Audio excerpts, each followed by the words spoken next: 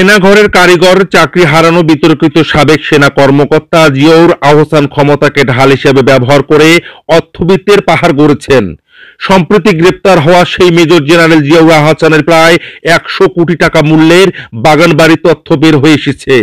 নারায়ণগঞ্জ জেলার রূপগঞ্জ থানার কায়েতপাড়া ইউনিয়নের প্রায় 10 বিঘা জমির উপর তিনি নির্মাণ করেছেন দৃষ্টিনন্দন বাগানবাড়ি। কালের কণ্ঠে এসব তথ্য উঠে এসেছে। ছাত্র জনতার অভ্যুত্থানে ক্ষমতা হারানো আওয়ামী লীগ সরকারের আমলে বিভিন্ন ব্যক্তিকে গুম খুনে নেপথ্যের নায়ক এই জিয়াউর আহসান। আলোচিত আয়নাঘরেরও মূল কারিগর তিনি। এছাড়া ফোন কলে আড়িপাতা মানুষের ব্যক্তিগত আলাপ রেকর্ড করতেন জিয়াউর আহসান। শাপলা চত্বরে হেফাজতের ঘটনায় যৌথ অভিযানের সামনে থেকে নেতৃত্ব দেন তিনি। 7 আগস্ট গ্রেপ্তার হয়ে বর্তমানে জেলে আছেন শেখ হাসিনা সরকারের প্রভাবশালী এই সামরিক কর্মকর্তা। অনুসন্ধানে আরো জানা গেছে 2018 থেকে 2020 সাল পর্যন্ত সময়ে বাগানবাড়ির বিশাল আকৃতির জমি একাধিক দলিলে বিভিন্ন ব্যক্তি থেকে কিনে জিয়াউর আহসানকে উপঢৌকন হিসেবে দেন রংধনু গ্রুপের চেয়ারম্যান রফিকুল ইসলাম।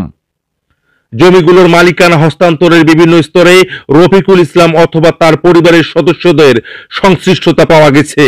এদিকে অবৈধ এই সম্পদের তথ্য গোপন করতে জিয়াউল আহসান বাগানবাড়ির জমিগুলো রেজিস্ট্রি করেছেন তার শিশুকন্যা তাফসিয়া আহসান জয়িতার নামে।